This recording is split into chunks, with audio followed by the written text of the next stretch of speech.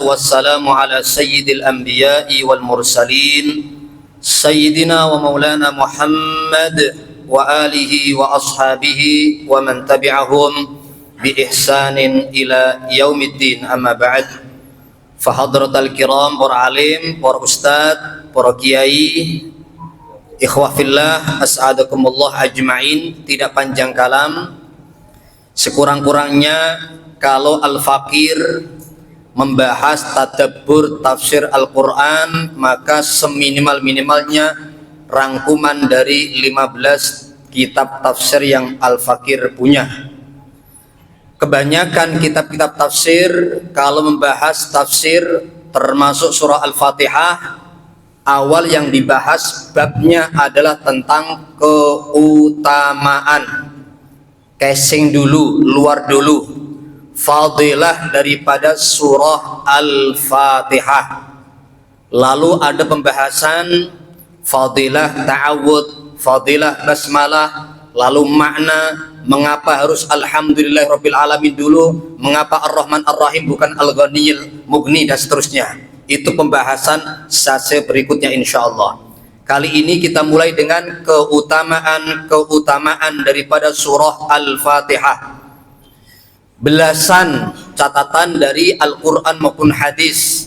Yang pertama, dalam hadis At-Tirmidzi rahimahullah ta'ala, Rasul sallallahu alaihi wasallam bersabda kepada Ubay bin Ka'ab radhiyallahu anhu, "Wahai Ubay, ma anzalallahu fit Taurati wala fil Injili mithla ummil kitab." Sungguh tidaklah Allah turunkan di kitab Taurat, tidak pula diturunkan di kitab Injil seperti ummul kitab, yaitu maksudnya adalah surat Al-Fatihah. Wahia sab'ul mathani, dan dia Al-Fatihah itu benar-benar 7 yang terulang-ulang. Wahia maksumatun baini wa baina abdi, dan surat Al-Fatihah terbagi betul antara diriku dan antara hambaku. Walahu ma sa'ala, baginya apapun yang ia minta. Amin Allahumma amin.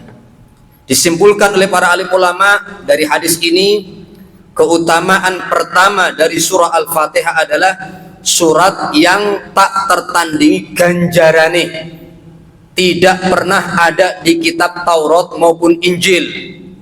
Ustadz, ya, mengapa Rasul tidak menyebut suhuf Ibrahim dalam hadisnya? Tidak pula menyebut Zabur dalam hadisnya, mencukupkan Taurat dan Injil. Karena sepakat alim ulama, Taurat maupun Injil kaitannya fadilah lebih daripada suhuf Ibrahim maupun Zabur. Ketika disebutkan 2 yang paling afdol, tentunya mewakili 4 kitab samawat: suhuf Ibrahim, Taurat, Zabur, Injil. Kemudian keterangan para alim ulama, andaikan ada orang yang baca surah Al-Fatihah dari basmalah sampai waladdallin, dari hadis itu ia mendapatkan pahala lebih besar dari pahala baca Taurat, Injil, kemudian Zabur maupun suhuf Ibrahim seluruhnya. Inilah fadilah yang pertama. Fadilah yang kedua ada dalam kitab Sahih Bukhari maupun Muslim, dari Abu Sa'id Al-Mu'alla, seorang penggede Ansor, tengah sholat di Masjid Nabawi. Dipanggil-panggil oleh Rasul, diceluk oleh Rasulullah, nggak datang-datang karena tengah sholat. Selesai sholat, lalu datang, "Ya Rasulullah, mohon maaf, saya tidak datang atas seruan engkau karena sedang sholat." Lalu Rasulullah menegur, khusus panggilan Nabi Muhammad sallallahu alaihi wasallam berbeda dengan panggilan manusia biasa. Istajibu lillahi walir rasul, dalam surah Al-Anfal, kapanpun dan apapun keadaanmu, kalau sudah dipanggil Allah, panggil Rasulullah, tetap datang, utamakan Rasul sallallahu alaihi wasallam. Lalu Rasul bersabda dalam Sahih Bukhari Muslim ini, "Ala u'allimuka, maukah aku kasih tahu, taklim, ilmu dengan a'dhama suwaril Quran, surat yang paling agung di antara seluruh surat-surat yang ada dalam Al-Quran, dari awal sampai An-Nas. Manakah yang paling agung? Ingin kasih tahu? Bala ya Rasulullah, ala Wa inna Fatihatal Kitab, surat Al-Fatihah, a'dhamu suwarin min kitabillah, surat yang paling agung di dalam Al-Qur'an. Sehingga sebagian alim ulama menyimpulkan, bukan sekedar surat Al-Fatihah itu keutamaan yang kedua paling agung di antara 116 surat, tapi pahalanya, nyuwun sewu 114 surat, mohon maaf, pahalanya satu surat Al-Fatihah terbaca melebihi pahala seluruh Al-Quran yang ada. Alhamdulillah. Itulah Sahih Bukhari, Muslim, kesimpulan asy-syarah para alim ulama. Yang ketiga, Imam Mujahid menukil dari Abdullah ibnu Abbas radhiyallahu anhuma sebagai keutamaan surat Al-Fatihah yang ketiga, bahwa iblis sempat jerit nangis gulung-gulung dalam beberapa keadaan. Disebutkan oleh sahabat Nabi ini sampai kepada kita. Yang pertama, saat iblis dilaknat oleh Allah, dikeluarkan dari surga, tidak lagi bisa masuk keluar blundang-blundeng dari surga, disitulah yang jerit mutong gulung-gulung. Yang kedua, inda bi'tsatin Nabi, ketika diangkatnya Rasul yakni Muhammad sallallahu alaihi wasallam. Dan yang ketiga adalah manakala nazalat wahyu Nabi Muhammad sallallahu alaihi wasallam, Fatihatul Kitab, wahyu kepada Nabi surat Al-Fatihah turun, saat itulah gulung-gulung mutung nangis sang iblis terlaknat. Kemudian yang keempat, Rasul sallallahu alaihi wasallam menyampaikan dari Jibril alaihissalam bahwa ada 4 ayat atau 4 bacaan Al-Quran yang 4-empatnya mu'allaqatun fi arsyir rahman, dulu tergantung di bahwa pada arsy Allah subhanahu wa ta'ala. Ketahuilah urutan pertama, kata Jibril kepada Rasul sallallahu alaihi wasallam, suratul Fatihah. Pertama adalah surat Al-Fatihah. Itu keutamaan yang keempat. Kemudian yang kelima, di antara belasan, bahkan sebetulnya puluhan. Apalagi kalau Bapak Ibu kalau baca Al-Fatihahnya disambung antara basmalah dengan alhamdulillah. Contoh, Bismillahirrahmanirrahim, alhamdulillahi rabbil alamin. Basmalah disambung dengan alhamdulillah. Hadis yang masyhur, musalsal, berantai.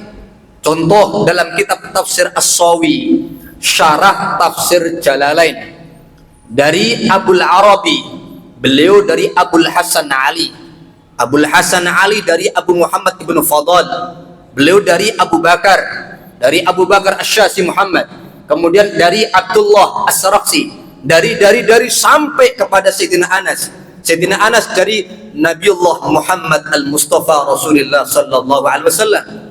Beliau dari Jibril dari siapa? Dari Israfil.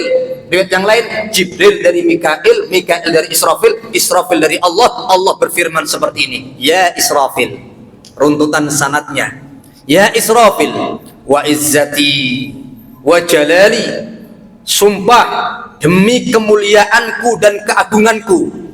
Hadis qudsi ini, wahai Israfil, man qara'a, barang siapa yang baca Bismillahirrahmanirrahim, bacaan basmalah, muttasilatan, nyambung, bi Fatihatil Kitab, yaitu alhamdulillahirabbil alamin, marrah wahidah. Lihat yang lain, fi nafsin wahid, satu bacaan, satu nafas. Apa kata Allah? Ushidukum, aku jadikan kalian saksi, qad ghafartu lahum, aku ampuni dosa orang tersebut yang baca basmalah disambung dengan ayat berikutnya, alhamdulillahirabbil alamin. Lalu apalagi kata Allah? Qabiltu minhu al-hasanat, aku terima banyak kebaikannya.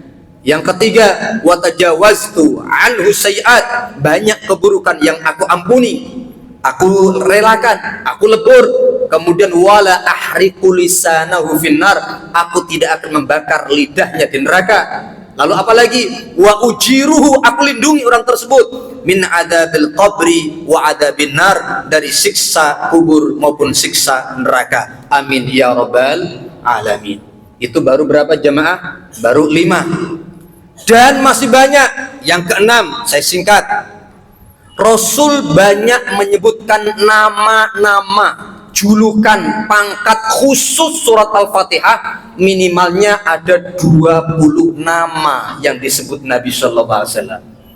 Itu menandakan pangkatnya surat Al-Fatihah melebihi surat-surat yang lain. Contoh, Rasul Sallallahu Alaihi Wasallam menyampaikan, Fatihatul Kitab, surat Al-Fatihah adalah syifaun likulli da'in, obat untuk segala penyakit. Riwayat yang lain, syifaun likulli alamin, sakit. Contohnya apa? Imam Al-Munawi bermadhab Syafi'i berkata, ulama-ulama di zaman 6 abad ke-6 Hijriah banyak yang memakai surat Al-Fatihah, dibaca sekali, ditiupkan ke minuman, lalu niat syifa, minta sama Allah sembuh. Termasuk barang siapa yang baca 40 kali surat Al-Fatihah lalu ditiupkan kepada orang yang sakit atau minuman atau makanan yang hendak didahak, sembuh. Di zaman abad ke-6 Hijriah pun ada kebiasaan ulama-ulama terdahulu, apa itu? 100 kali surat Al-Fatihah dibaca. Berangkat daripada surat Al-Fatihah adalah obat untuk segala penyakit. Penyakit apa? Syekh Al-Munawi menambahkan, penyakit bodoh, penyakit maksiat, penyakit dohir, penyakit psikis, penyakit melarat, fakir. Dengan banyak Al-Fatihah Allah kembalikan kebaikan dan lain sebagainya. Wallahu a'lam bishawab. Yang terakhir, Rasul Sallallahu Alaihi Wasallam pun menyampaikan bahwa surat Al-Fatihah adalah surah ruqyah, condong paling tepat untuk ruqyah. Al-Fakir ratusan kali ruqyah.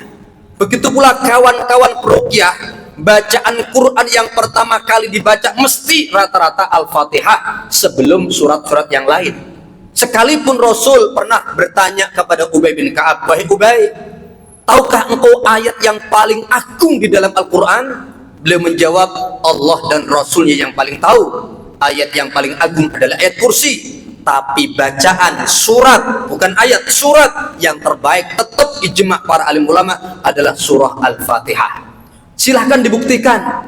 Jika ada orang yang setengah edan, setengah kurang, kesurupan, baca Al-Fatihah beberapa ayat saja, apalagi sekali, kalau tidak mempan 3 kali, jika tidak mempan 7 kali, jika tidak mempan 40 kali, hakul yakin sebelum surat-surat yang lain, baru batuk saja panjenengan dengan berkah-berkah Al-Fatihah, hilang itu jinnya. Amin Allahumma, amin Allahumma. Subhanakallahumma bihamdika asyhadu an la ilaha illa anta astaghfiruka wa atubu ilaik. Mudah-mudahan sedikit tapi manfaat. Wassalamualaikum warahmatullahi wabarakatuh.